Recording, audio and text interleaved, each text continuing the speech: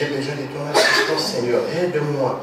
Oh Seigneur, dirige-moi en toutes choses, dans tout ce que je veux dire, que cela ne vienne pas de moi, mais que cela vienne de toi, Papa, parce que de moi-même, je n'ai rien à leur donner. Brûle ma langue maintenant, Seigneur, afin que je puisse parler fidèlement de ta part à ton peuple cet après-midi, au nom puissant de Jésus-Christ. Tu es celui qui était, qui est et qui vient. Que moi je disparaisse et que toi tu puisses être présenté. Que moi j'ai diminué, que toi tu puisses être élevé au nom puissant de Jésus. Je ramène toute pensée captive en ce lieu à l'obéissance de Christ dans le nom puissant de Jésus. Et toute interférence dans les oreilles de ton peuple et dans l'endurcissement de cœur, je le brise, je le repousse dans le lieux arides. Au nom puissant de Jésus-Christ, j'ai ainsi prié. Amen. Amen. Acclamons très fort l'Éternel.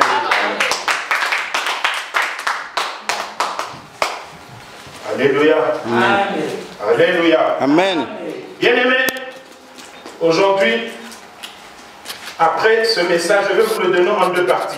Je vous donne la première partie aujourd'hui et le dimanche prochain, la deuxième partie. Amen. Amen. Après ce message, que personne ne cherche des échappatoires. Parce qu'à partir de ce message, tu vas comprendre que tu n'as pas d'échappatoire, tu n'auras pas d'excuses devant l'Éternel. Amen. Amen. Nous parlons cet après-midi de la tentation.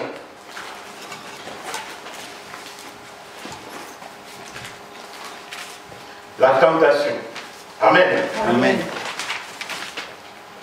Qu'est-ce qu'est la tentation?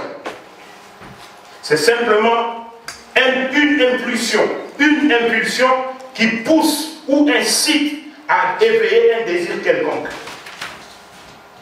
Impulsion. Qui pousse ou qui incite à éveiller un désir quelconque. Amen. C'est ça la définition de la tentation. Impulsion qui pousse ou incite à éveiller. Moi j'écris éveiller. Éveiller s'il vous plaît, pardon.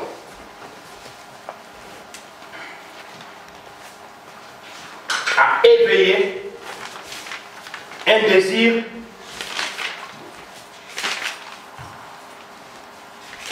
quelconque. Amen. Amen. Et dans le mot tentation, nous avons le verbe tenter. Amen. Amen.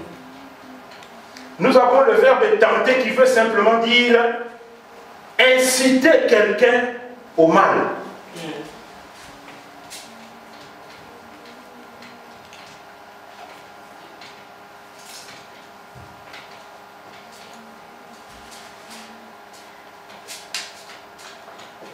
Amen. Amen. Inciter quelqu'un au mal.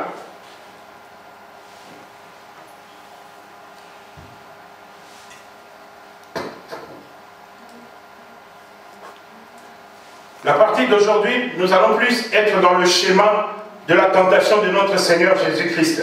La deuxième partie de demain et de la semaine prochaine, le dimanche prochain, ça sera plus concentré sur nous-mêmes. Amen. Amen.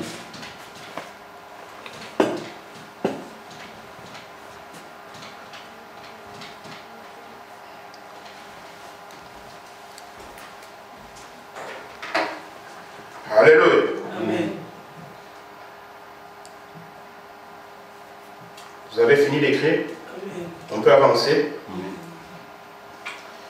Bien aimé, nous voyons que le mot tentation veut dire impulsion, qui pousse ou qui incite à éveiller un désir quelconque dans une personne si vous voulez. Alléluia. Amen. Vous devez savoir qu'étant être humain, nous tous, quand Dieu a créé l'homme, il a créé l'homme tripartite, le corps, l'âme et l'esprit. Et c'est dans l'âme de l'homme, alléluia, c'est dans l'âme de l'homme que se trouvent les sentiments, les désirs, les envies, tout ce que vous voulez se trouve dans l'âme de l'homme, alléluia. Tout cela se trouve dans l'âme de l'homme. Ce qui fait que lorsque, alléluia, lorsque vous êtes tenté. Lorsque la tentation vient, ça réveille ce désir-là en vous qui est caché dans votre âme. Alléluia. Qui est caché dans votre âme. C'est pourquoi, bien aimé, il est recommandé et il est très important, lorsque nous acceptons Jésus-Christ comme Seigneur et Sauveur dans notre vie, de tuer vraiment le vieil homme. Amen. Tant qu'on n'a pas tué le vieil homme comme il se doit, nous aurons des problèmes. Parce qu'à chaque fois que la tentation viendra de la part de l'ennemi, ça va réveiller le vieil homme qui est caché en nous. Et il va se manifester. Alléluia. Et il va se manifester. Alors là, ça sera difficile. Amen. Amen. Bien aimé, aujourd'hui nous allons baser cet enseignement d'abord sur la tentation de notre Seigneur Jésus-Christ qui se trouve dans Matthieu chapitre 4. C'est là qu'on va rester beaucoup aujourd'hui. Alléluia. Excusez-moi. Mais vous devez savoir que notre Seigneur Jésus-Christ, avant de commencer son œuvre, bien aimé, avant d'agir, avant de commencer son ministère, il a dû faire face à son adversaire. Amen. Il a dû faire face à son adversaire dans un combat sans merci. Vous savez que le diable, nous qui sommes sur la terre, le diable souvent nous attaque d'une façon masquée, d'une façon cachée. Soit il utilise une personne, soit il utilise quelque chose. Mais ce jour-là, pour tenter Jésus, il est venu lui-même en personne. Alléluia. Il est venu en personne. Donc, il avait compris l'importance de la venue de Jésus et avant que notre Seigneur commence son ministère, il avait compris que si je laisse cet homme entrer dans le ministère, je suis déjà en danger. Alléluia. Que je suis déjà en danger. Et qu'est-ce qui s'est-il passé? Il a dit, il vaut mieux que j'y aille moi-même. Souvent contre nous, il utilise des ruses. Mais ce jour-là, en face de notre Seigneur, il n'a utilisé aucune ruse. Lui-même, face à face, comme on dit en lingala, phare à phare. Alléluia. Il était là. Alors Jésus avait maintenant un choix. Soit il réussit cette tentation et il continue le ministère, il commence le ministère, pardon, soit il échoue et Dieu trouve une autre solution. Alléluia.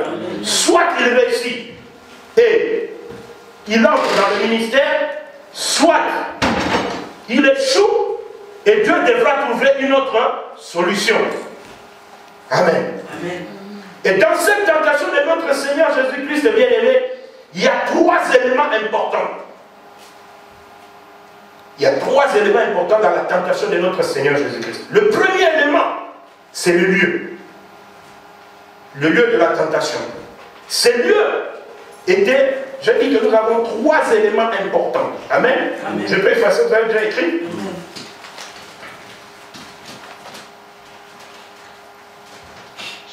Nous avons trois éléments importants dans cette tentation de notre Seigneur Jésus-Christ. Amen. Amen. Trois éléments importants. Le lieu. 2. Les adversaires. 3. Le but, si vous voulez. Bien l'objectif.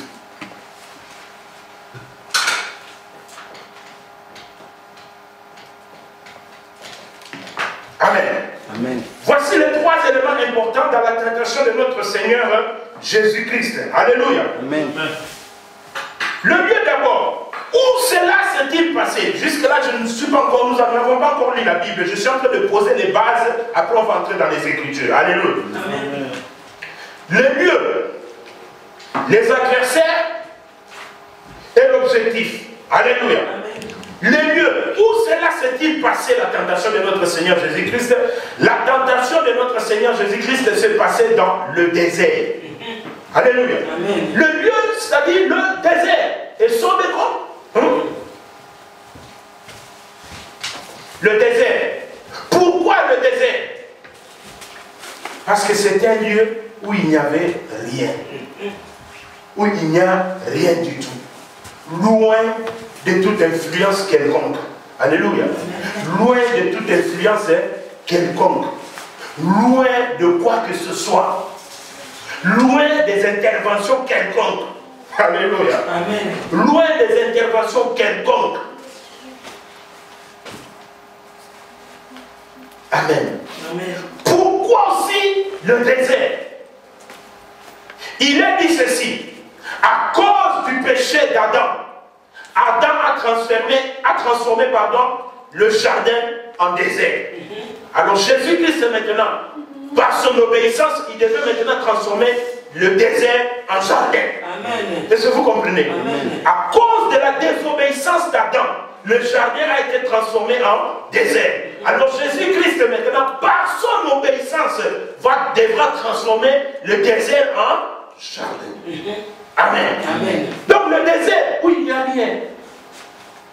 Alléluia. Amen. Je suis clair, jusque-là vous me suivez. Amen. Parce que si vous me ratez au début comme ça, vous aurez des difficultés quand on va entrer en profondeur. Amen. Amen.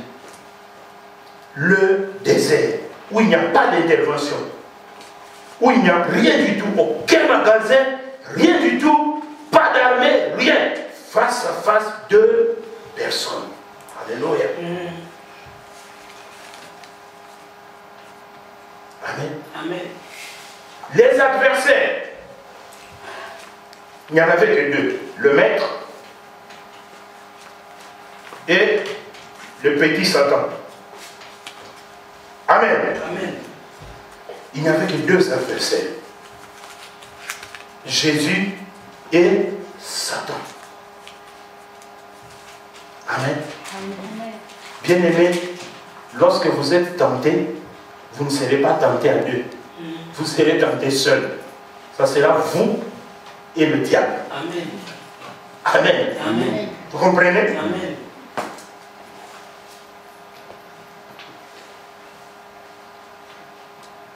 Alléluia. Amen. Maintenant, l'objectif, c'était quoi?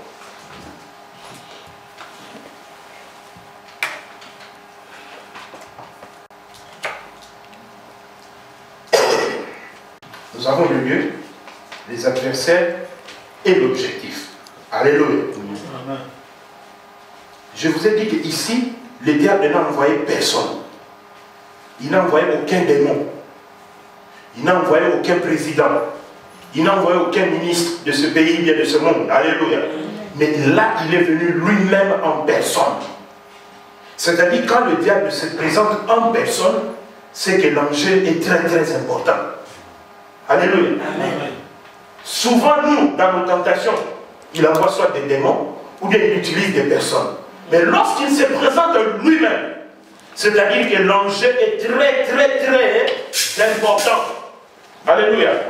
Lorsqu'il se présente lui-même, l'enjeu est très très très capital. Donc il sent que le danger est là. Il faut que j'y aille moi-même. C'est ce qui s'est passé avec la tentation de notre Seigneur Jésus-Christ. Donc nous avons posé le fondement, les trois choses importantes. Le lieu. Vous ne me corrigez même pas, j'ai mis lieu au pluriel. Alléluia. Le lieu, les adversaires et l'objectif. Le désert, où il n'y a rien, où il n'y a pas d'intervention. Lorsque tu seras tenté, c'est toi avec le diable. Pas d'adversaire, pas de compagnon, pas d'intervention. Tu seras seul dans un lieu où personne ne pourra intervenir. Tu seras dans une situation où personne ne pourra t'aider. Alléluia. Amen. Où personne ne pourra t'aider, où personne ne pourra faire quoi que ce soit pour toi, mais seul en face de ton ennemi, le diable. Alléluia. Amen. Et qui sera ton adversaire? C'est le diable lui-même. Et quel sera l'objectif? C'est le plan divin. Pourquoi l'objectif est de mettre en place le plan divin? Comprenez ceci. Jésus n'est pas parti de son propre gré dans les déserts pour être tenté. Mais la Bible nous dit que c'est l'Esprit de Dieu qui l'a pris et l'a mené dans le désert pour être tenté. Alléluia. Pour être tenté. Vous, les enfants de Dieu, vous avez l'habitude de pleurer lorsque vous traversez des moments difficiles. Pourquoi vous avez l'habitude de pleurer? Parce que vous ne voulez jamais comprendre le plan de Dieu dans votre vie. C'est ça le problème. Alléluia. Mais ici, on nous dit que l'Esprit de Dieu l'a pris et l'a amené dans le désert. Pourquoi? Pour être tenté. Donc Dieu était derrière cela. Parce que la Bible nous dit que Dieu lui-même ne tente personne, mais il permet la tentation. Donc quand la tentation vous arrive, quand les situations difficiles vous arrivent, vous ne vous focalisez pas simplement à ce que vous voyez ou à ce que vous viviez, mais regardez au-delà de cette chose-là. Alléluia. Qu'est-ce qu'il y a au-delà de cette tentation? Qu'est-ce qu'il y a au-delà de ces difficultés? C'est ça ce que vous devez voir, au lieu de vous plaindre tout le temps. Alléluia. Amen. Au lieu de vous plaindre, regardez au-delà. Et si vous ne regardez pas au-delà, vous allez continuer à vous plaindre et vous allez continuer à pleurer. Et vous savez que dans le monde où nous vivons, vous pouvez pleurer comme vous voulez. Si Dieu ne vous donne pas la solution, qui va vous donner la solution? Personne. Alléluia. Personne. Et quand Dieu permet que tu sois dans le désert, c'est-à-dire seul, face à tes problèmes, face à tes situations difficiles, catastrophiques, compliquées, quand tu regardes au-delà de ces situations, et que tu sors vainqueur de ces situations, tu deviens encore de plus en plus fort dans le combat spirituel. Amen. Et tu acquiers l'expérience du combat spirituel. Vous savez que le combat spirituel aussi, on acquiert l'expérience dans le combat spirituel. C'est pourquoi vous voyez, il y a des gens qui ont l'habitude de discerner. Dès que quelque chose dit, oh, ça c'est l'ennemi. C'est avec l'expérience et avec les situations qu'il a traversées. Amen. Amen. Pourquoi dans les entreprises, vous verrez que quand une entreprise même commence à tomber en faillite, souvent quand on veut licencier, on licencie les nouveaux, les anciens on les laisse. Parce qu'ils ont l'expérience du travail. Ils connaissent bien l'entreprise. Alléluia. Et même Dieu, quand il veut envoyer les gens au combat contre l'ennemi, il ne va pas envoyer de nouveaux-nés. Non. Dieu envoie ceux qui ont l'expérience du combat spirituel avec les diables. Alléluia. Acclamons l'Éternel. Toi, tu n'as pas encore l'expérience du combat spirituel. Alors c'est pourquoi tu es en train de tourner toujours dans tes petites choses là. Alléluia. Maintenant, nous allons ouvrir les Écritures. Et nous allons parler de la première tentation. Amen. Ça, vous avez déjà écrit, donc je vais effacer.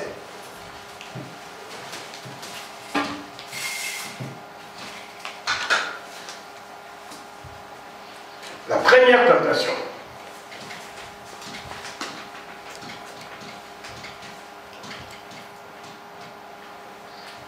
La première tentation est une tentation physique.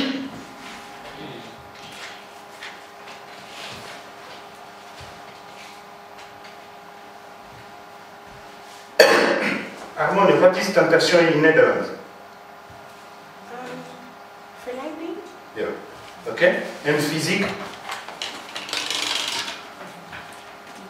Amen. La première tentation est une tentation physique.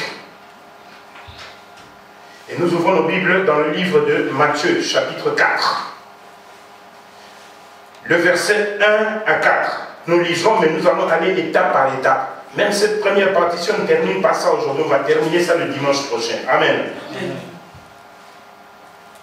Matthieu, chapitre 4. Le verset 1 à 4.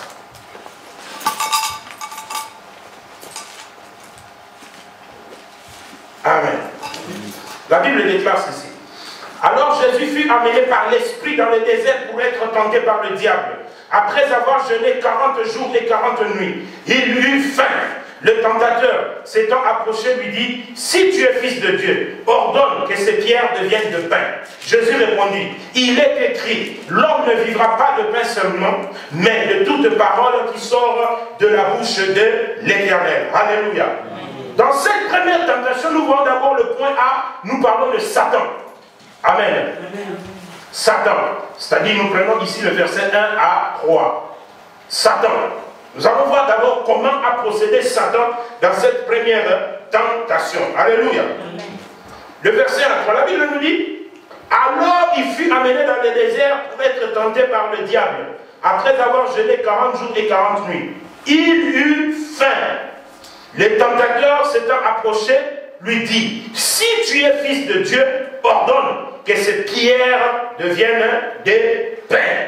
Amen. Amen. Bien aimé, ici, nous comprenons que le diable, il n'est pas venu à n'importe quel moment. Si vous avez bien suivi la lecture, il n'est pas venu à n'importe quel moment. Ne croyez pas que le diable est bête. Le diable est intelligent.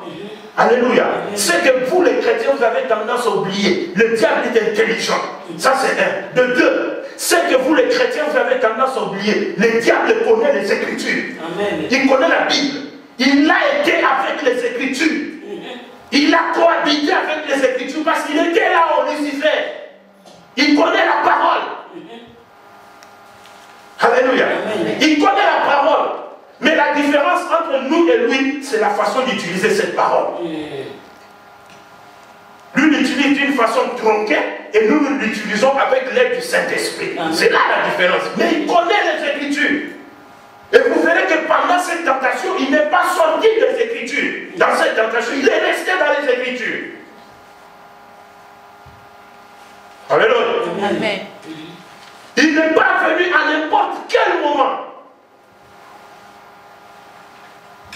40 jours auparavant, le ciel s'était ouvert. Lorsque Jean-Baptiste baptisait Jésus, est-ce que Jésus sortait des eaux? Le ciel s'est ouvert. Le Saint-Esprit est descendu sur lui sous une forme de colombe. Et une voix a parlé dans le ciel. Dieu le Père, celui-ci est mon fils bien-aimé en qui j'ai mis toute mon affection. Et 40 jours après, voilà le tentateur qui vient. C'est pourquoi vous êtes étonnés que quand vous devenez sérieux dans la vie spirituelle, c'est là que le véritable combat s'élève. Amen. Tant que vous êtes comme ça dans la vie spirituelle, il n'y aura pas de vrai combat. Là, le diable sait que vous êtes un pied dedans, un pied dehors. Quelqu'un qui est un pied dedans, un pied dehors, on peut dire en réalité qu'il appartient encore de l'autre côté, donc à l'ennemi. Mais lorsque vous enlevez votre pied du camp de l'ennemi et que vous le faites entrer dans le camp de Dieu, pour être sérieux dans l'œuvre du Seigneur, dans la foi chrétienne, c'est là que le véritable combat s'élève. Si on vous a prêché que quand vous venez dans le Seigneur, tout sera tranquille, tout sera calme, ça c'est un faux évangile. Le véritable évangile que vous devez comprendre, que tant que nous sommes sur la terre et que nous marchons dans la vérité, avec la parole de Dieu comme elle se doit, la Bible déclare ceci. Ceux qui veulent vivre pieusement en Jésus-Christ seront persécutés. Alors pourquoi lorsque vous êtes persécutés réellement en tant que véritable enfant de Dieu, vous criez? Mais criez parce que c'est biblique et personne n'y échappera. Alléluia. Amen. Il n'est pas venu à n'importe quel moment. Mais la Bible nous dit qu'il est venu lorsque Jésus eut faim. C'est-à-dire lorsque les 5 sens se sont manifestés. Est-ce que vous comprenez ça? Lorsque les 5 sens se sont manifestés, donc c'est-à-dire lorsque la chair a crié, lorsque la chair a parlé, lorsque la chair a eu envie, c'est là que le diable essayait de toucher. C'est pourquoi la Bible dit, si vous marchez dans la chair, vous mourrez. Mais marchez selon l'esprit. Et à chaque fois que vous marcherez selon l'esprit, il sera difficile à l'ennemi de vous approcher. Amen. Amen. Faites un examen de conscience dans votre vie. À chaque fois que votre chair a parlé, le diable essaie d'approcher. Alléluia. Amen. Lorsqu'il eut faim, c'est là que le diable essayait d'approcher. C'est pourquoi la première tentation était une tentation physique. Amen. Amen. Il nous dit, si tu es le Fils de Dieu, ordonne, donc commande, que ces pierres se transforment en pain, afin que tu manges. Nous sommes toujours dans le domaine physique. Alléluia. Amen. Ordonne, commande. Une façon de lui dire, comment peux-tu prétendre? Amen. C'est comme un enfant de président de la République. Il dit que je suis le fils d'un président de la République et il se fait arrêter par des gendarmes au coin de l'avenue comme ça. Et maintenant vous êtes ses amis, on vous arrête ensemble. Mais vous n'êtes pas d'une famille connue, mais vous êtes l'ami du fils du président. Vous tous, qu'est-ce que vous allez faire? Vous commencez à les laïcs, vous commencez à lui regarder. Ah, Mais nous avons le président. Il y a ça que nous avons le président, qu'on nous laisse tranquille. Alléluia. Amen. Donc ici, c'est ce que fait le diable ici. Comment peux-tu prétendre être le fils de Dieu et que tu ne jouis pas de ses privilèges? Voilà l'attaque de l'ennemi ici. Parce qu'il avait vu que Jésus avait faim. Amen. Amen. Satan lui suggérait de prouver. 11. Satan lui suggérait de prouver qu'il était le fils de Dieu. Vous savez bien aimé, nous on n'a pas besoin de prouver qu'on est fils de Dieu. Parce que comment peux-tu prouver à une personne qui est fils de Dieu? Mais la Bible nous dit simplement une chose, que l'Esprit de Dieu qui est en nous convainc que nous sommes fils de Dieu. Amen. Alléluia. Amen. C'est comme vous voyez, il y a de ces prophéties, quelqu'un qui vient devant toi et te dit, ah, ma sœur, tu sais que tel que tu es là, tu es béni. C'est une prophétie qui n'a pas de sens. Parce que tout enfant de Dieu, par définition, est déjà béni. Donc c'est une prophétie qui n'a pas de sens. Amen. Vous avez la telle vous voyez que nous allons n'a pas besoin de ça. Amen. Alléluia. Amen. Il dit, satisfais ta faim et prouve que tu es fils de Dieu. Amen. Amen. Vous avez compris le défi du diable? Prouver sa filiation et sa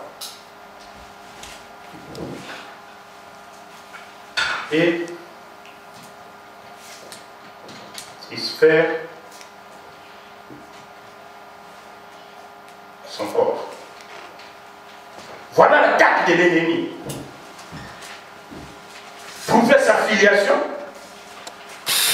et satisfaire son ventre. Amen. Prouver sa filiation et satisfaire son ventre. Ça c'est un seul L, pas deux. Prouver sa filiation et satisfaire son ventre. Bien aimé, le diable, il sait que l'homme a des difficultés à bien marcher dans l'esprit. C'est pourquoi toute tentation de l'ennemi, c'est souvent dans la chair qu'il le fait. Il sait que l'homme a des difficultés à marcher dans l'esprit. Alléluia. Il sait ça. Soyez aussi vite à écrire. Hein?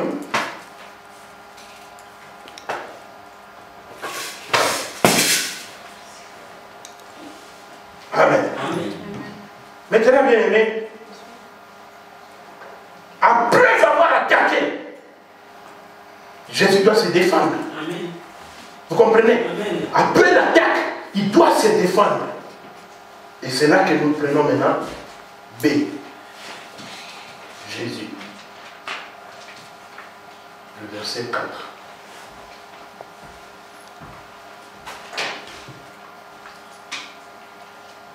Jésus répondit, il est écrit, l'homme ne vivra pas de pain seulement, mais de toute parole qui sort de la bouche de l'Éternel. Alléluia. Amen. Il est écrit que l'homme ne vivra pas seulement de pain, mais de toute parole qui sort de la bouche de l'Éternel. Alléluia.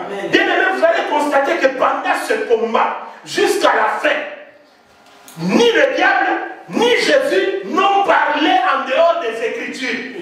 Ils étaient toujours dans les Écritures. Alléluia. Amen. Ils étaient toujours dans les Écritures. Écriture contre Écriture. Oh Jésus.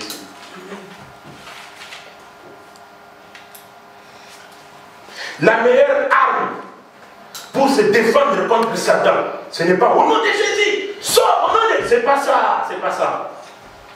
Là, c'est quand on commence à chercher l'autorité. Alléluia. La meilleure arme pour se défendre contre l'ennemi, c'est simplement la parole de Dieu. Amen. Jésus n'a pas dit ici, au nom de Dieu qui m'a envoyé, quitte, non? Il a dit, l'homme, il a répliqué, l'homme ne vivra pas simplement de pain, mais de toute parole qui sort de la bouche de l'Éternel. Alléluia. Amen. Mais nous comprenons ici que le Nouveau Testament n'était pas encore venu. Et d'où Jésus a-t-il tiré cette réponse? Alléluia. D'où Jésus a-t-il tiré cette réponse? Et nous allons voir cela. Psaume 119, si je ne me trompe pas. Oui, Psaume 119. Verset 14.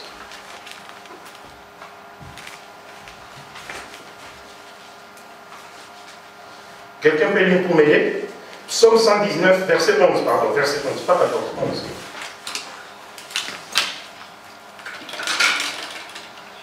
Psaume 119, verset 11.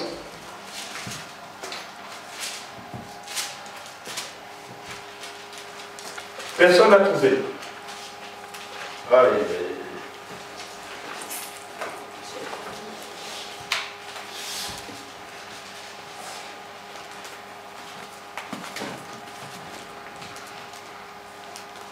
Je me réjouis en suivant tes statuts, comme si je possédais toutes tes richesses. Amen. Amen. Non, je ne crois pas ça. Je serre ta parole dans mon cœur afin de ne pas pécher contre toi. C'est pourquoi maman Mété, je t'ai toujours dit, cette Bible-là, elle a des différences de versets des fois. Alléluia. Voilà, sœur Madeleine, tu peux lire encore une fois. Je serre ta parole dans mon cœur afin de ne pas pécher contre toi. Amen. Amen. Je serre ta parole dans mon cœur.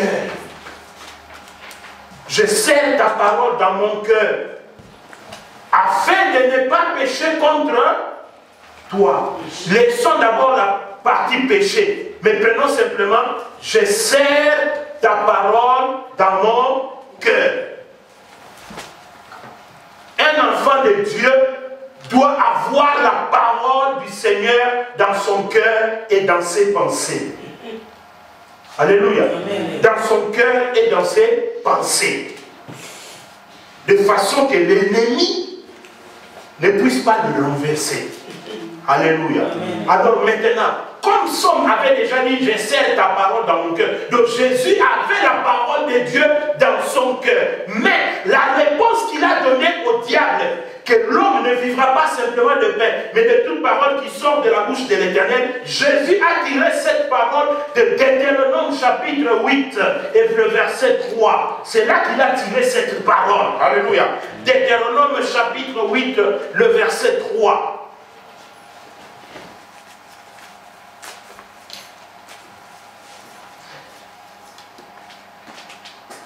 La Bible déclare, il t'a humilié, il t'a fait sortir de la faim, il t'a nourri de la manne que tu ne connaissais pas et que n'avait pas connu tes pères, afin de t'apprendre que l'homme ne vit pas simplement de pain, mais que l'homme vit de tout ce qui sort de la bouche de l'Éternel. Alléluia. Est-ce qu'on peut acclamer l'Éternel? Alléluia. Ici, bien-aimé, je vous ai toujours dit que Jésus n'a pas vaincu le diable comme Dieu. Jésus n'a pas triomphé sur l'ennemi comme étant Dieu. Mais Jésus a triomphé sur le diable comme étant homme. Alléluia. Ici, il montre son humanité. Il est en train de se montrer comme homme en face du diable. Alléluia. Homme en face du diable. Donc il lui dit, l'homme ne vivra pas simplement de pain. Donc ici, il ne parle même pas de sa divinité. Il parle de son humanité. Il dit, maintenant je suis un homme. Et je ne vivrai pas simplement de pain, mais de toute parole qui sort de la bouche de l'Éternel. En d'autres termes, voilà ce que Jésus voulait dire au diable. Il voulait lui dire ceci. Tu me dis de prouver que je suis un enfant de Dieu. Je peux le prouver, mais je ne peux pas le faire parce que ça ne vient pas de Dieu, ce que Dieu est en train de me demander. Alléluia. En d'autres termes, il voulait encore ajouter ceci. Il dit que tu veux que je te prouve que je jouis des privilèges d'un enfant de Dieu. Je peux le faire, mais je ne veux pas le faire. Pourquoi je ne veux pas le faire? Parce qu'en ce moment où je suis en face de toi, mon Dieu a voulu que j'aie faim. Amen. Amen. Alléluia. Amen. Mon Dieu a voulu que j'aie faim.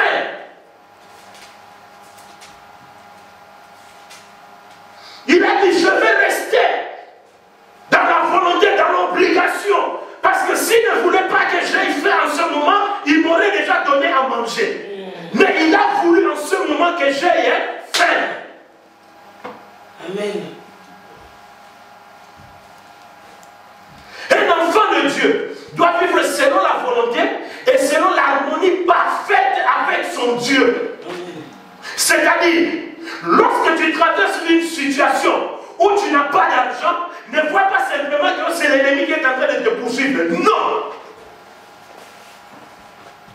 C'est le moment où Dieu veut que tu sois dans le manquement.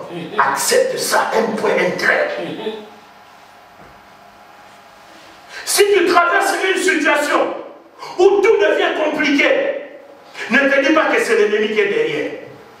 Non, c'est le moment où Dieu veut que tu sois dans cette situation-là. Et ici, je ne parle pas du péché. Si tu es dans le péché, répands-toi, oui. Mais si tu sens que je n'ai pas péché, je suis correct devant mon Dieu, c'est Dieu qui veut que tu sois dans cette situation-là. Et tu es obligé de l'accepter. Si tu n'acceptes pas, c'est là que le diable viendra. Et il te dira, il te proposera des solutions. Fais ceci, fais cela, fais ceci, fais cela. Tu risques de te retrouver en prison, tu risques d'avoir le sida, tu risques d'être je ne sais pas quoi.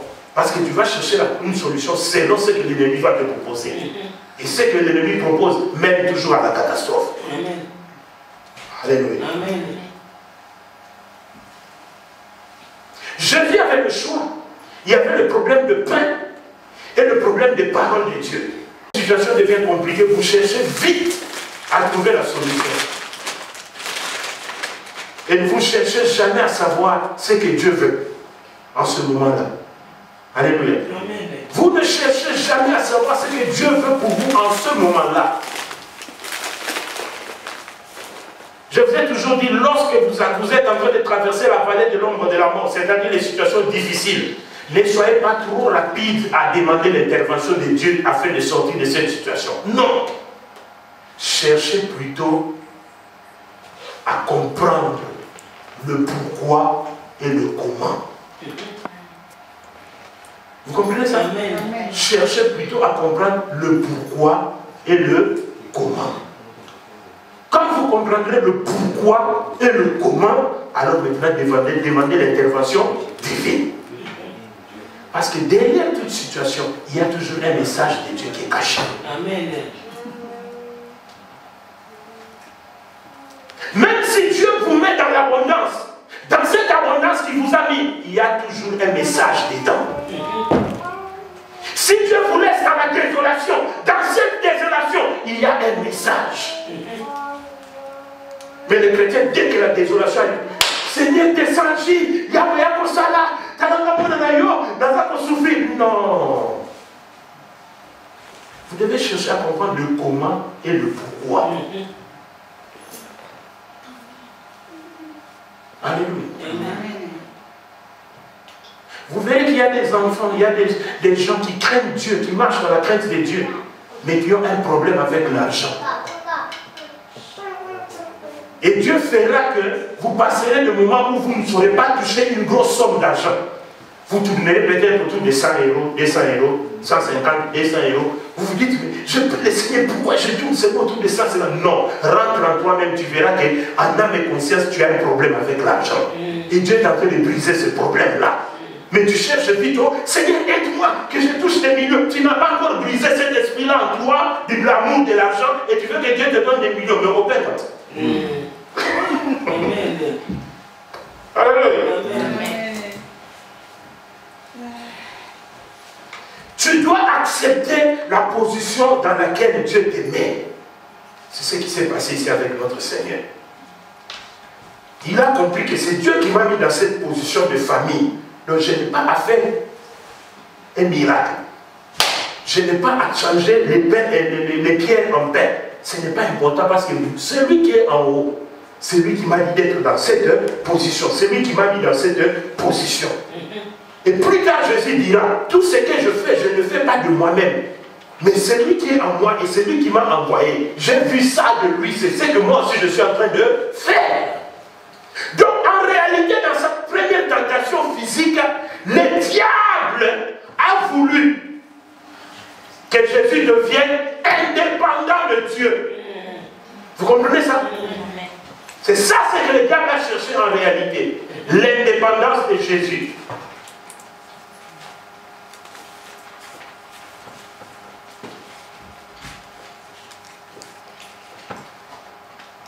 C'est ce que le diable a cherché en réalité. L'indépendance de Jésus. Alléluia. Le diable a cherché en réalité l'indépendance de Jésus. Tu peux voir? Là, tu vas copier à la maison. Ou bien tu te mets ici. C'est plus facile.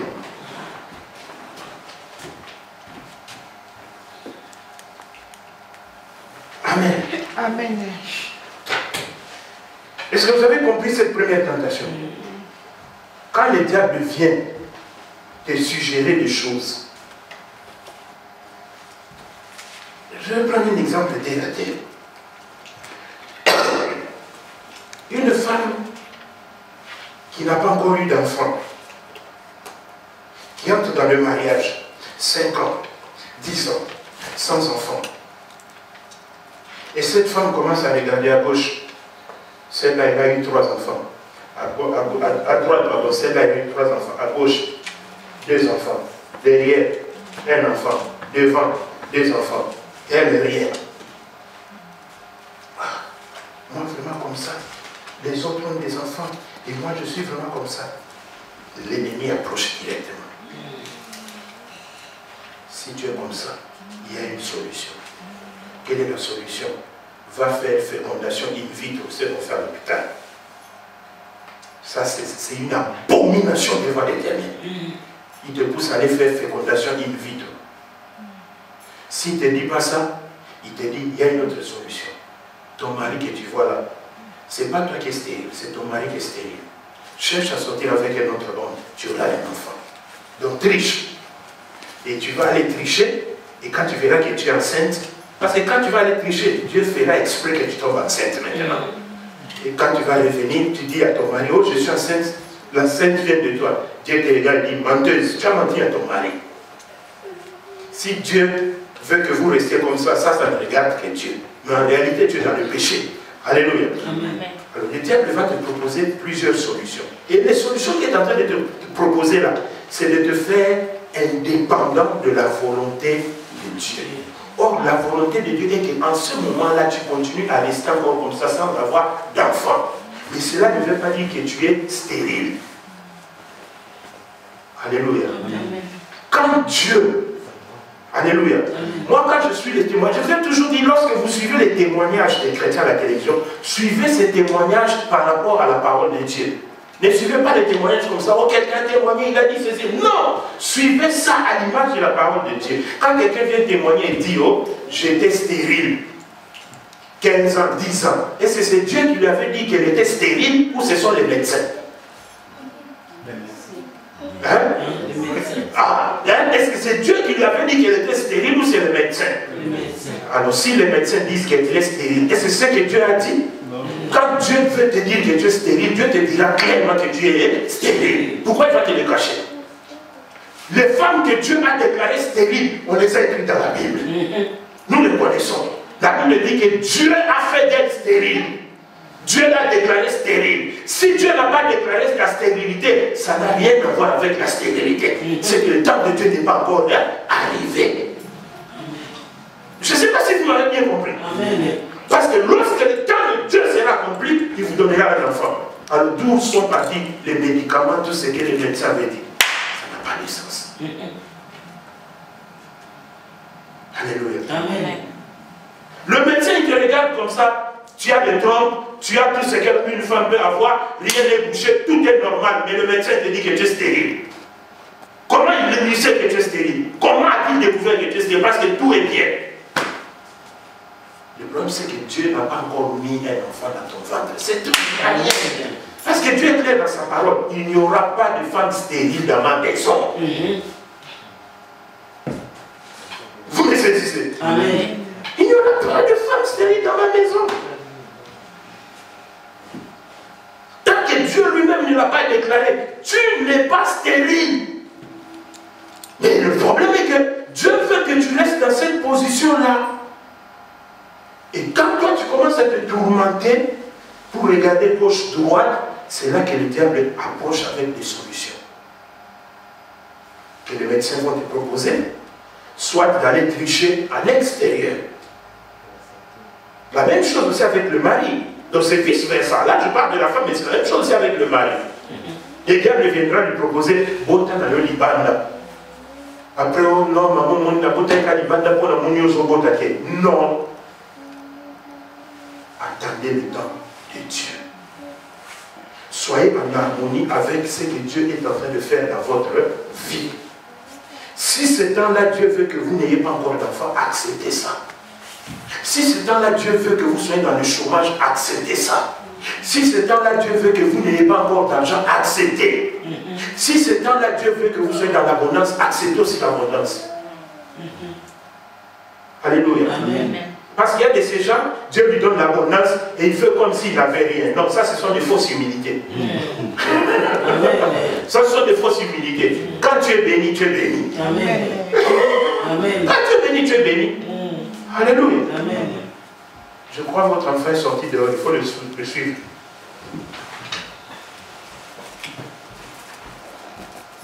Alléluia. Amen.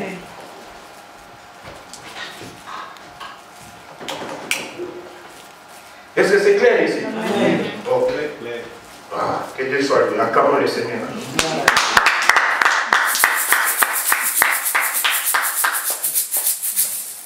Nous passons à la deuxième tentation.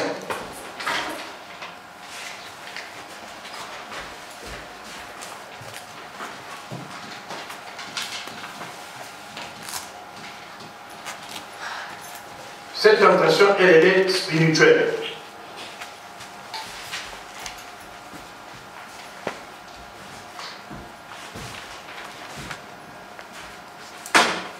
Matthieu 4.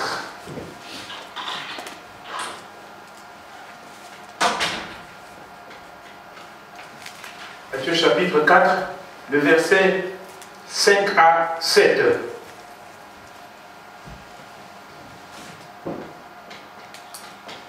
Amen. Amen. Comme tout à l'heure, nous allons commencer par parler de cet homme-là. Lui, il est au verset 5 à 6.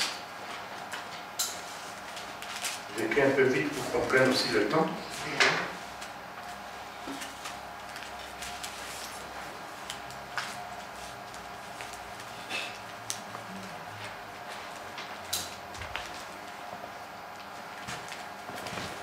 Matthieu chapitre 4, 5 à 7. La Bible déclare ceci. Le diable le transporta dans la ville sainte, le plaça sur le haut du temple et lui dit, si tu es fils de Dieu, jette-toi en bas, car il est écrit. Vous voyez ce que le diable dit? Car il est écrit. Il donnera des ordres à son ange à ton sujet, et ils te porteront sur les mains, de peur que ton pied ne heurte contre une pierre. Alléluia. Amen. Nous prenons le verset 5 à 6. Voici l'attaque de l'ennemi. Le diable le transporta dans la ville sainte, le plaça sur le haut du temple et lui dit, si tu es fils de Dieu, jette-toi en bas, car il est écrit, il donnera des ordres à ses anges à ton sujet. Jérusalem bien-aimé, c'est pourquoi vous voyez aujourd'hui il y a des problèmes entre les Juifs et les Arabes. Ils sont en train de se chamailler. Qui va hériter de Jérusalem? Parce que Jérusalem, que ce soit pour les musulmans, que ce soit pour les Juifs, a une très très grande importance. Et le diable n'a pas mené Jésus n'importe où. Il a mené à Jérusalem. Et précisément où? Sur le temple de Salomon. Alléluia. Amen. Sur le temple de Salomon, qu'Hérode avait rebâti. Il l'amène sur le temple. Il lui dit, jette-toi, parce qu'il est écrit. Donc, je vous ai dit que depuis le début, ce combat se passe dans la Bible. Ils ne sont pas sortis de la parole. Si vous voyez un enfant de Dieu qui se dit enfant de Dieu et que le diable lui tente en dehors des Écritures, ce n'est pas un enfant de Dieu. Il doit revoir son christianisme. Un enfant de Dieu, le diable le tente toujours dans la parole. Mais d'une façon masquée. Alléluia. Amen. Il lui amène sur Jérusalem, sur le temple, il dit, jette-toi, car il est écrit qu'il donnera des ordres à ses anges pour que tes pieds ne foulent pas la terre. Alléluia. Amen. Il était dans l'écriture. Pourquoi le diable dit-il cela ici? Ici, le diable est en train de tester la confiance de Jésus envers Dieu. Amen. Vous comprenez ça? Amen. Il teste la confiance de Jésus.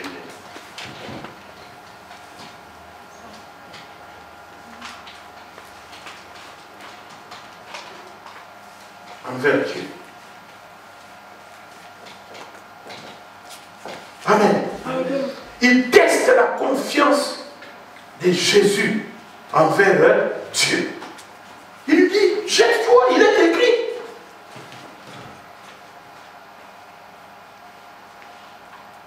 C'est comme en Afrique, comme je donnais l'exemple tout à l'heure, le fils de président, il vient. Si un fils de président, vous êtes vendeur dans une boutique, le fils de président vient avec ses gardes de corps, il entre dans la boutique, il prend des objets sans payer. Qu'est-ce que tu vas faire? C'est pas comme ici en Europe, où il y a quand même une certaine loi. Mais en Afrique, il n'y a pas de loi. S'il entre, il prend, qu'est-ce que tu vas faire? Tu ne vas rien faire. Parce qu'il est écrit que c'est le fils du président. Alléluia. Il est écrit que c'est le fils du président. Qu'est-ce que tu vas faire? Tu ne vas rien faire. Oh bah, Mboko Penza, Makamozo Salemana, tu comprends le thé, hein? Bah, il va suivre la vidéo vraiment. Il camouté, Nzambazo, mon akaba, Nzambazo. Alléluia. Amen. Tu commences à pleurer. Amen. Nzambazo, mon beau, Nzambazo, ça là, tout le monde. Amen. Le diable teste la confiance de Jésus envers Dieu. Il lui dit, jette-toi. D'où a-t-il tiré cette expression? Il a tiré ça de Psaume 91, si vous voulez, 91, verset 11 à 12.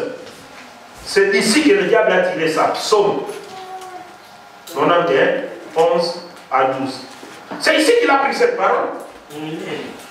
Il n'a pas pris ailleurs, ici.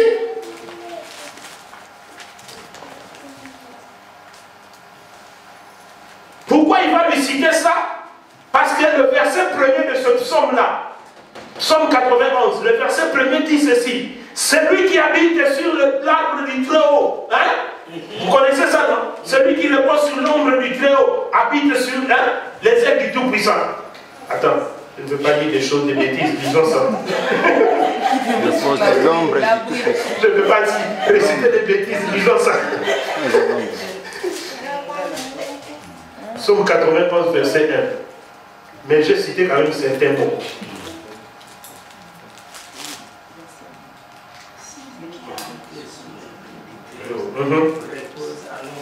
À l'ombre du Tout-Puissant. C'est lui qui habitait sous l'arbre. Sous l'abri du Très-Haut repose à l'ombre du Tout-Puissant. Ah, vous voyez? Donc, le verset premier de ce psaume-là dit cela. Celui qui habite sous l'abri du Très-Haut repose à l'ombre du Tout-Puissant. Et quand vous descendez maintenant ici, 11-12, c'est ça là que le diable va bombarder. Il va dire, il est écrit que même si tu veux tomber, il va envoyer ses anges qui vont te protéger. Il teste ta confiance. Donc comme il est écrit, jette-toi. Comme il est écrit, jette-toi. Cette tentation, bien aimée, elle est cachée à l'intelligence humaine. Alléluia. Elle est cachée à l'intelligence humaine. Ici, c'est spirituel. Cette tentation est cachée à l'intelligence humaine. Il y a un garçon qui était chrétien, qui est chrétien, je crois qu'il est encore en vie. Il était avec un de ses amis qui était dans l'occultisme, qui était dans la Rose-Croix.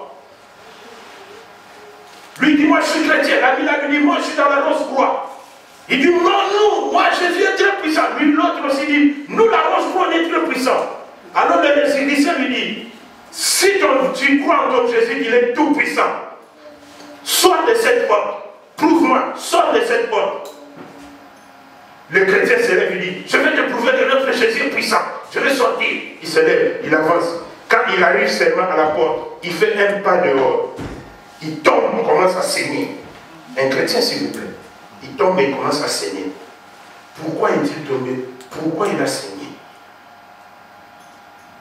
Il a exécuté un ordre qu'il ne venait pas dire. Oui. Alléluia.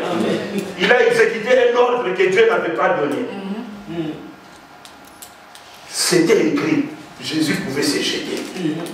Et automatiquement, le ciel allait se déclencher et on allait l'accueillir. Parce que c'était écrit.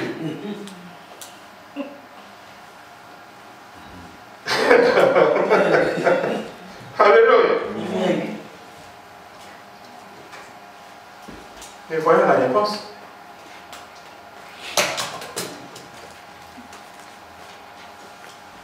Lisez la réponse, verset 7. Qu'est-ce que Jésus va dire? Matthieu, nous sommes là dans Matthieu.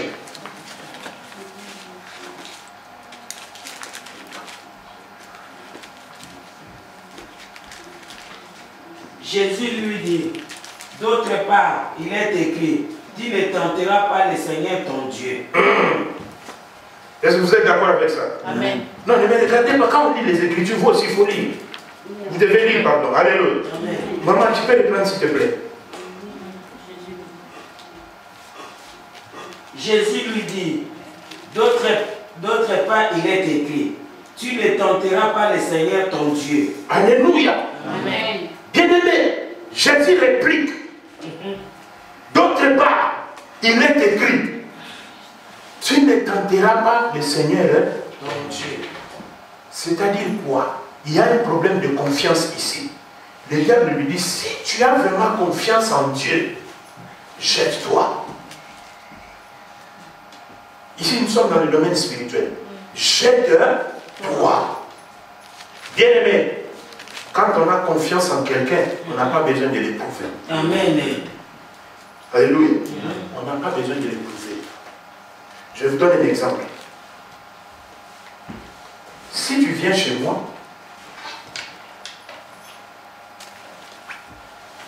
tu entres, tu entres, directement, je te vois, tu commences à monter pour aller vers les chambres et je vais t'arrêter. Je vais t'arrêter dehors. Mais comment? Toi, je ne t'ai pas donné la permission d'aller là-bas et tu pars. Mais tandis que quand ma fille vient chez moi, elle n'a pas besoin de me demander la permission pour aller vers les chambres. Amen. Vous comprenez ça? Je ne sais pas si vous avez compris ce que j'ai dit.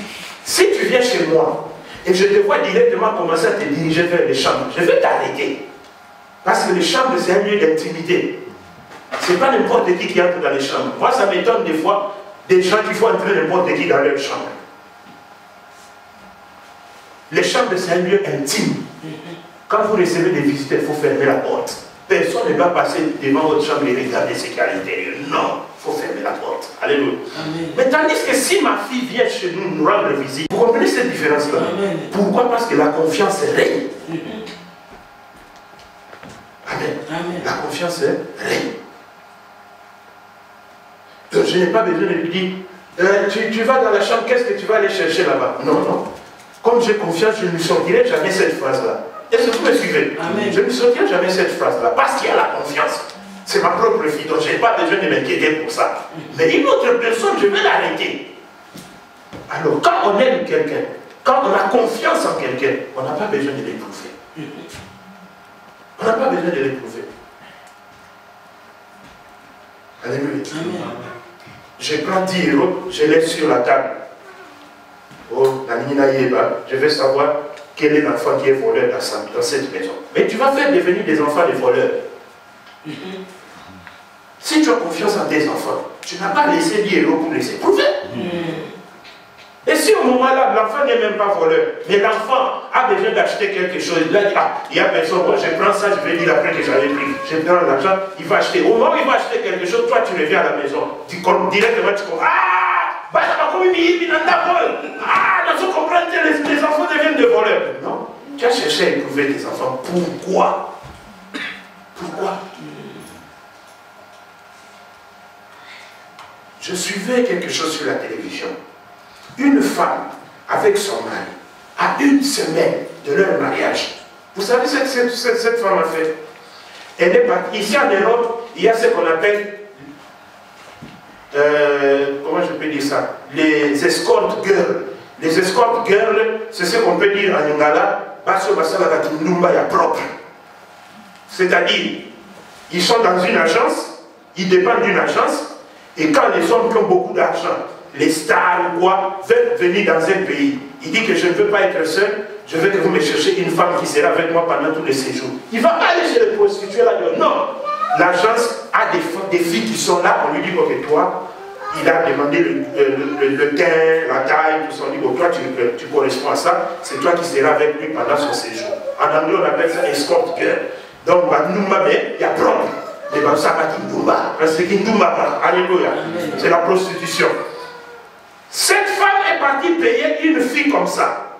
Il lui a dit, tant que mon mari, je vais voir sa fidélité.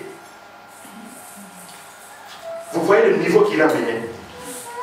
Cette femme est venue habiter en face d'eux. Il a commencé à chercher à tenter le mari. Il a tout fait, il a tout fait, il a tout fait. Mais l'homme n'est pas tombé dans le piège.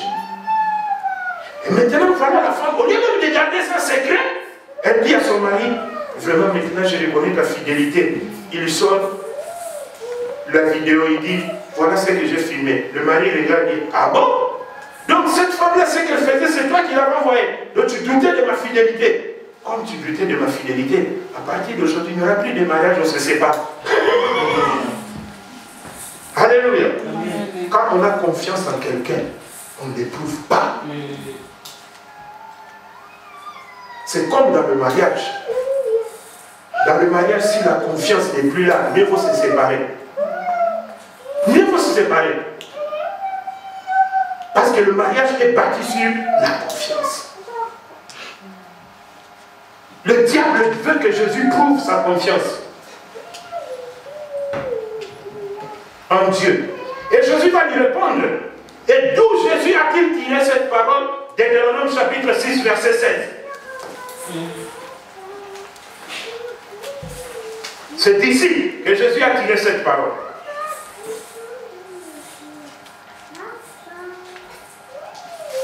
Amen.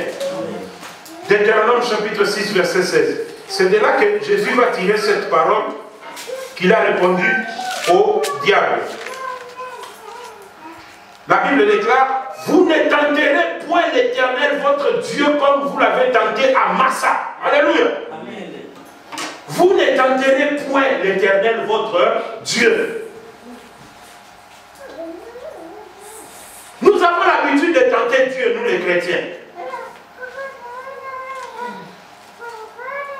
On a ça là-bas que les Kavanamo. Et par exemple, les Kavanamo, ça n'existe pas. S'il n'est pas d'accord, il n'est pas d'accord. Oh, il va dans vos graves, il y a nos petits problèmes. Chez Dieu, il n'y a pas de petits problèmes. Le péché reste le péché. Il n'y a pas petit péché, il n'y a pas grand péché. Le péché reste le péché. Alléluia. Ne tentons pas Dieu. Alléluia. Ne tentons pas Dieu.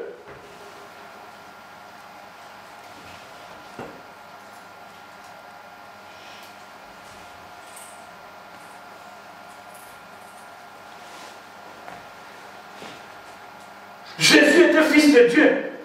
Il pouvait sauter pour prouver sa divinité. Mais il a dit ici, je ne le ferai pas. J'ai tellement confiance en Dieu que je ne le tenterai pas. Quand vous avez confiance en quelqu'un, ne le tentez pas. Pourquoi vous voulez l'éprouver? Et quand vous cherchez à prouver quelqu'un, c'est-à-dire que vous n'avez pas confiance. On sait ce que le diable cherchait. À faire sauter la confiance que Jésus avait en Dieu. Et c'est ce que le diable fait avec les chrétiens. Vous avez des promesses, Dieu vous a dit des choses, Dieu vous a promis des choses. Mais le temps que ça s'accomplisse, il y a un combat qui se passe. Quand Dieu vous parle, il est l'alpha. Et quand il finit de vous parler, directement il se met dans la position de l'oméga. Il vous attend à la fin. Mais ici à l'intérieur, n'oubliez pas qu'il est Emmanuel, Dieu parmi les hommes. Est-ce que vous avez compris ça? Pendant le trajet, il est Emmanuel, Dieu parmi les hommes. Ce qui veut dire que dans le trajet, il y aura des manquements. Dans le trajet, il y aura la famine. Dans le trajet, il y aura des combats. Dans le trajet, il y aura des situations difficiles. Mais il interviendra. Mais le problème de Dieu, ce n'est pas de te donner pendant le trajet. Il t'attend la finalité pour te donner l'accomplissement de ce qu'il t'a promis. Amen. Alléluia. Amen. Il t'attend à la fin. Quand Dieu te promet des choses, il t'a dit des choses. Je sais qu'en tant qu'enfant de Dieu ici, vous avez des promesses de l'Éternel. Mais le problème est que ne tentez pas Dieu. Laissez-lui faire tel que lui-même l'a préparé. Dieu est omniscient. Son intelligence, personne ne peut le comprendre. L'intelligence de Dieu est au-dessus de l'intelligence de l'homme. La Bible déclare là où s'arrête l'intelligence de l'homme, c'est là que commence l'intelligence de Dieu. Et Dieu dit que l'intelligence de l'homme est une folie devant lui. Amen. Alléluia. Amen. Ne tentez pas Dieu. Nous aimons beaucoup tenter Dieu. Oh, je vais faire pour voir si ça va réussir. Tu es en train de tenter Dieu. Si Dieu lui-même ne tente jamais quelqu'un, pourquoi nous voulons tenter? Amen.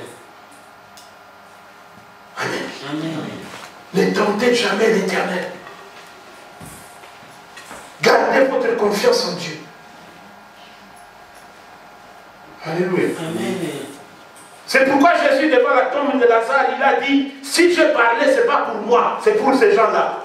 Parce que Jésus avait dit, moi tu m'as toujours répondu, moi tu m'as toujours exaucé. Mais si je parlais, c'est pour eux, ce n'est pas pour moi. Moi j'ai confiance, mais c'est pour eux, afin qu'ils croient. Parce que Jésus voulait qu'ils croient. Mais ce n'était pas pour Jésus. Alléluia. Amen. Donc ici, même dans cette tentation spirituelle, Jésus voulait montrer au diable que je suis un homme et je continue à demeurer dans la volonté de Dieu. Amen. Je ne le tenterai pas. Alléluia. Bien aimé, ceux qui ont toujours cherché à tenter Dieu, faites attention. Personne ne sait comment la colère de Dieu va s'éclater sur lui. Moïse et Aaron ont oublié que même s'ils voyaient Dieu, même s'ils parlaient avec Dieu, qu'ils n'étaient que des hommes. Et ce jour-là, devant le rocher, lorsqu'ils ont fait le contraire de la parole de Dieu, ils ont tenté Dieu, ils n'ont pas vu Canaan. Amen. Mais pourtant c'est Moïse qui a fait la promesse de Canaan. Mais il n'a pas vu Canaan. C'est pourquoi vous allez dire, oh, mais lui il avait des promesses de l'Éternel, comment ça se fait que ça ne s'est pas accompli? C'est Dieu qui donne. S'il ne veut pas donner, il ne donne pas. S'il ne veut pas accomplir, il n'accomplira pas. Ne tentons jamais Dieu. Jésus a refusé ça. Il a compris qu'ici, il a tellement confiance en Dieu qu'il ne peut pas le tenter et il ne veut pas le tenter, il ne le tentera jamais. Alléluia. Amen.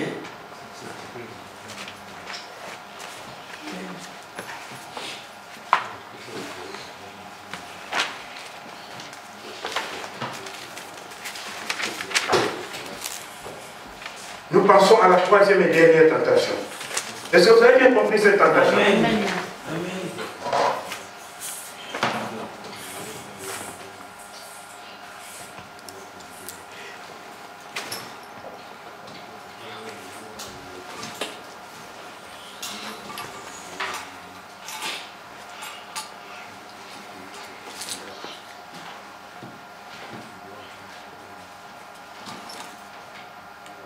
Amen. Amen.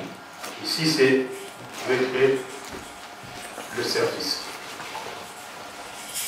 C'est-à-dire le ministère. Amen. Amen.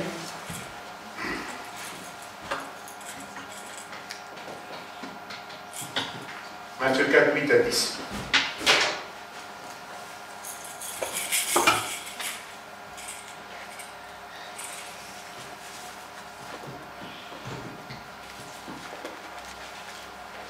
La Bible déclare, le diable le transporta encore sur une montagne très élevée, lui montra tout le royaume du monde et leur gloire, et lui dit, je te donnerai toutes ces choses, si tu te prosternes et m'adores. Jésus lui dit, retire-toi, Satan, car il est écrit, tu adoreras le Seigneur ton Dieu, et tu le serviras lui seul. Alléluia. Amen.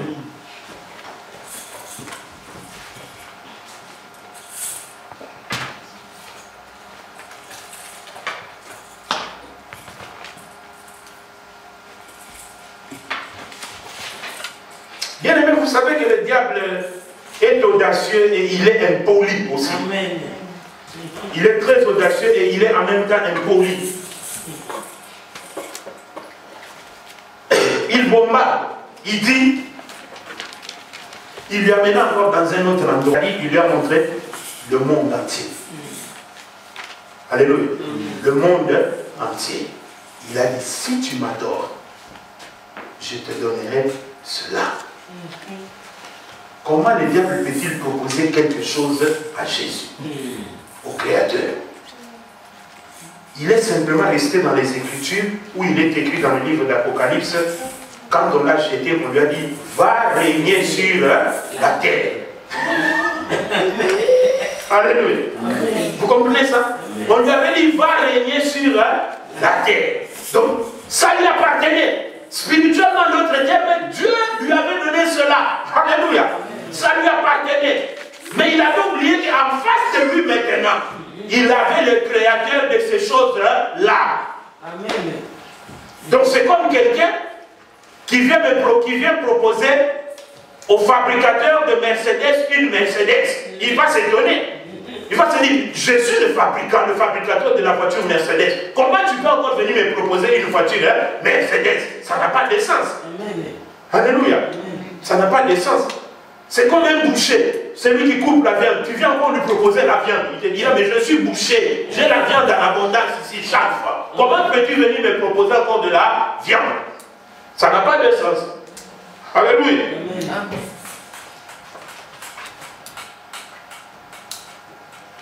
Il bombarde, parce qu'il est écrit, comme je vous ai dit dans Luc chapitre 4, verset 6, que tout lui a été donné. C'était pour lui. Alléluia. C'était pour lui. Alors maintenant, lui, il propose cela à Jésus. Il lui suggérait quoi? De l'adorer.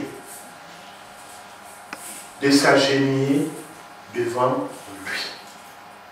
D'être à sa merci. Alléluia. Bien-aimé, quand vous commencez à adorer quelqu'un, quand vous commencez à vous agenouiller devant quelqu'un, suivez très bien ce que je dis ici.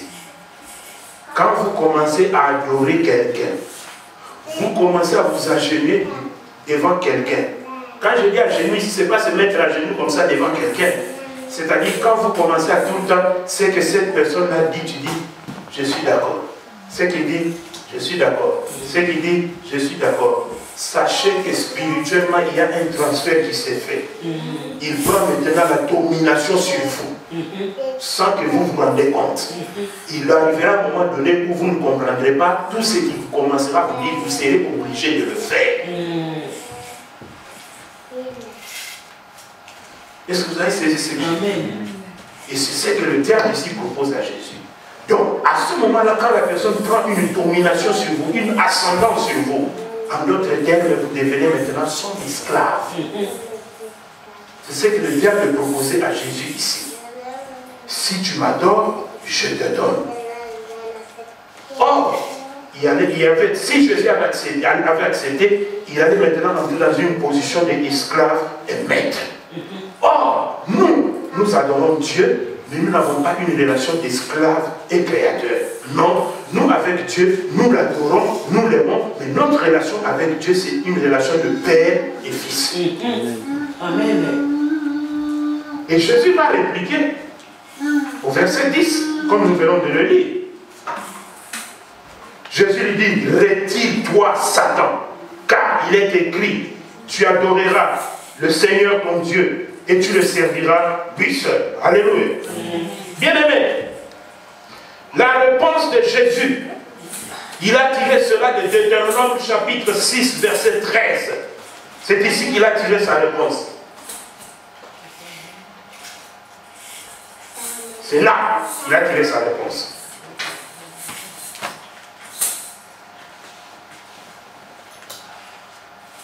Amen. C'est là qu'il a tiré sa réponse. Je suis en train d'arriver à la fin du message. Suivez maintenant la fin. Le service. Jésus était venu pour le service de Dieu, pas pour le service du diable. Alléluia. Il était venu pour le service de Dieu, c'est-à-dire sauver l'humanité. Pas pour le service du diable et commencer à adorer le diable et être esclave du diable. Non. Il était venu pour le service de Dieu pour sauver l'humanité. Alléluia. Mais voilà, le diable lui propose une relation d'esclave avec maître. Jésus lui dit non, On n'adore que Dieu. Et le Dieu qu'on adore, il ne fait pas de ses adorateurs des esclaves, mais il fait de ses adorateurs ses enfants. Alléluia. Il fait de ses adorateurs ses enfants. Voilà la différence qu'il y a entre toi et Dieu. Et maintenant, Jésus prend autorité. Vous voyez à la fin? Maintenant, Jésus prend autorité. Il dit, retire de toi, de moi, Satan. Car il est écrit. Ce n'est qu'à la fin de la tentation que Jésus va prendre l'autorité. Mais pendant toute la tentation, il n'a pas pris l'autorité sur le diable pour le chasser. Mais ce n'est qu'à la fin qu'il va prendre l'autorité. Donc il faisait que résister. Il faisait que résister. Pourquoi il résistait? Parce qu'il avait psaume 111, je crois. Psaume 111, il avait la parole de Dieu dans son cœur. 119, pardon. Il avait la parole de Dieu dans son cœur, afin de résister contre l'ennemi. Vous voyez que le diable est en train d'utiliser l'épée de l'esprit, mais qui ne sait pas manipuler. Jésus aussi utilise l'épée de l'esprit, mais qui sait manipuler. Vous avez compris la différence? Le diable utilise l'épée de l'esprit, comme le dit dans Ephésiens chapitre 6, mais qui ne sait pas le manipuler. Jésus aussi utilise l'épée de l'esprit, mais en sachant le manipuler. C'est pourquoi, enfants de Dieu, faites attention. Vous devez avoir une réserve tout le temps de la parole de l'Éternel en vous. Si vous n'avez pas ça, vous tomberez toujours devant le diable lorsqu'il vous présentera les Écritures d'une façon tronquée, d'une façon erronée. Alléluia. Vous devez avoir une réserve de la part de Dieu. Alléluia. Une réserve des Écritures en vous. Lorsque le diable vous présente ceci, vous aussi vous lui dites, il est écrit aussi ceci. Alléluia. Il a touché le psaume 91 pour dire à Jésus, si tu te jettes, il va envoyer ses anges. Parce qu'il a vu qu'au verset 1, il a dit, celui qui reste sur l'abri du Très-Haut repose sur l'ombre du Tout-Puissant. Mais il a sauté tous les versets qui suivent pour aller directement toucher à ce verset-là de jette-toi. C'est comme ça que le diable utilise la parole de Dieu. C'est pourquoi aujourd'hui, vous voyez, il y a beaucoup de hérésies dans l'église. On vient avec un verset, on s'appuie sur ce verset-là en oubliant qu'il y a d'autres versets qui complètent ce verset-là. Amen. J'ai vu un frère, il m'a demandé, est-ce que c'est mauvais de prendre l'alcool? Je lui ai regardé, je lui ai dit, quand tu prends l'alcool, qu'est-ce que tu trouves de bon là-dedans? Il me regardait comme ça. Il dit, voilà. Il me dit, oh non, Timothée, moi, dis-toi, tu es Timothée. Timothée, si Paul lui avait dit, c'est parce qu'il était malade, il souffrait de l'estomac. Toi, tu souffres de l'estomac? Alléluia. Vous voyez, il y a des gens maintenant qui utilisent des versets comme ça. Il y a des faux serviteurs, parce que moi je ne les appelle pas des serviteurs, des faux serviteurs qui se marient 2, 3, 4 femmes et disent que Salomon l'avait fait. Ce n'est pas biblique. Alléluia. Ce n'est pas biblique, il s'arrête là. Mais tu oublies que quand Jésus est venu, il avait dit qu'un homme, une femme. C'est pourquoi vous devez avoir la réserve. Si vous n'avez pas la réserve, quelqu'un viendra vous mentir avec des versets et vous tombez dans les pièges, vous commencez à pratiquer et vous allez pleurer à la fin. Alléluia. C'est pourquoi Jacques, chapitre 4, verset 7 conclut. Ça c'est la conclusion. Jacques, chapitre 4, verset 7. Jacques dit ceci. Éteins ton micro. Je crois qu'il y a un micro qui est ouvert. Jacques, chapitre 4, verset 7 dit ceci. Il dit, c'est bon? Ok. Il dit ceci, résistez au diable et il fuira loin. Résistez au diable. Vous n'allez pas le résister physiquement. Vous n'allez pas le résister spirituellement si vous n'avez pas la parole de Dieu comme ressource en vous. On résiste contre le diable à travers la parole de Dieu. Cherchez à être rempli de la parole de Dieu. Que l'Éternel vous bénisse. Amen.